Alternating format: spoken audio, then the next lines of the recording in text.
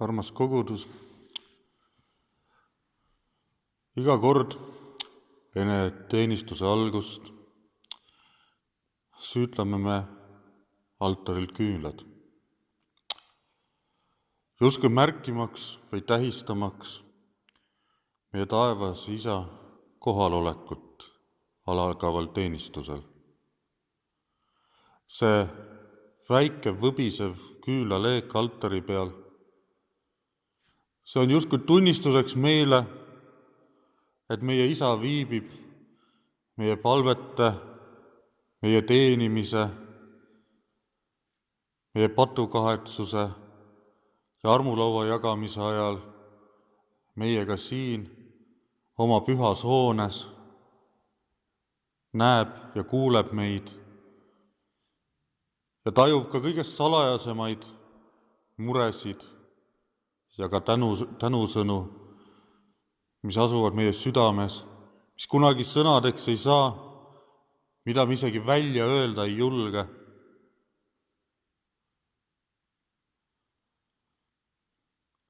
Ja seda ka siis, kui me nagu praegust veel eriolukorra ajal peame oma teenistusi tühjas kirikus,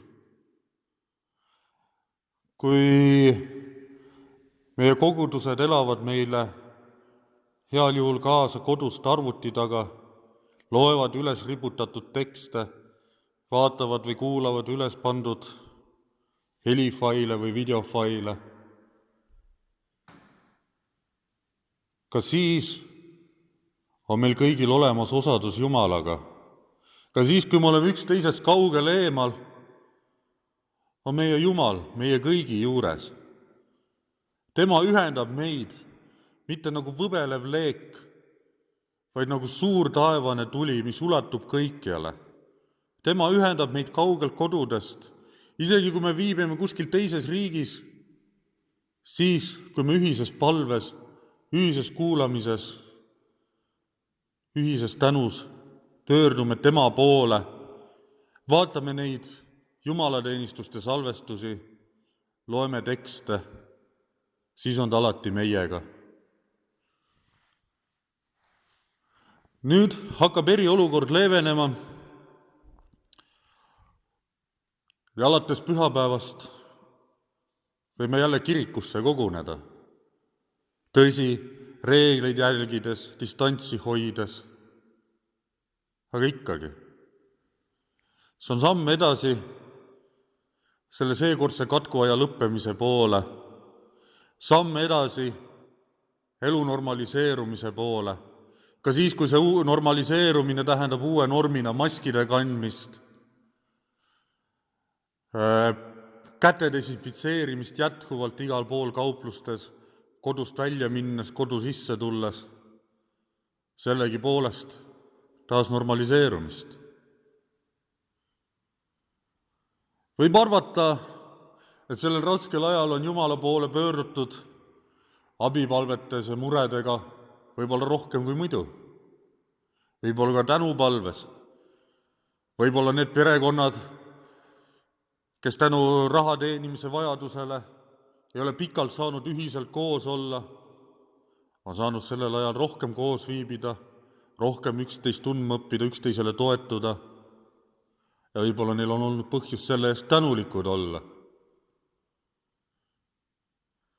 Ma loodan väga, et nüüd, kui see keeruline aeg on lõppemas ja me oleme astumas tagasi normaalsusse ja siis selle normaalsuse osaks lisaks maskidele saab olema ka tänus Jumala poole pöördumine, sagedasem palvetamine kui seni ja Jumala kiitmine ja temale lootuse asetamine. Sest tema saatis meile selle katsumuse, aga tema on ka meid sellest läbi juhtinud. Ma julgeks öelda, et võib-olla paremana, kui me enne seda olime. Seepärast pidagem alati tema nime tänuga meeles. Ja palvetagem nüüd tema poole, tema poja õpetatud sõnadega. Meie Isa, kes oled taevas, pühitsetud olgu sinu nimi, sinu riik tulgu, sinu tahtmine sündigu, nagu taevas, nõnda ka maa peal. Meie igapäevast leiba anna meile tänapäev ja anna meile andeks meie võlad, nagu meiegi andeks anname oma võlglastele.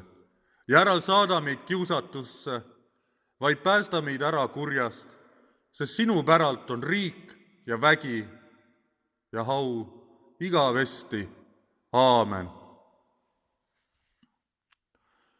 Issand, ole sa tänatud kõige oma abi eest, mida sa oled meile osutanud neil rasketel aegadel. Ole sa tänatud kõigi nende palvete eest, mida sa oled kuulda võtnud ja mida sa ka jätkuvalt kuulda võtad. Ole sa tänatud selle eest, et sina ühendad meid ka osadusse, ka siis, kui me viibime üksteisest kaugel ja peame olema isolatsioonis neil rasketel aegadel. Armas taevane Isa, oma isaliku hoolitsusega oled sa meie kõigi järele valvanud. Oma isaliku hoolerüppe oled sa võtnud need, kes sellel ajal on ära kutsutud. Palun, hoolitse kõigi nende eest, kes on siia maa peale maha jäänud, et nad suudaksid käia sinu kitsast rada ja et siis, kui tuleb nende aeg sinu juurde taevasse tulla, et nad leiaksid oma tee läbi nende kõrgete väravate, mis toovad sinu juurde, sinu armurüppe, sinu kotta. Aamen.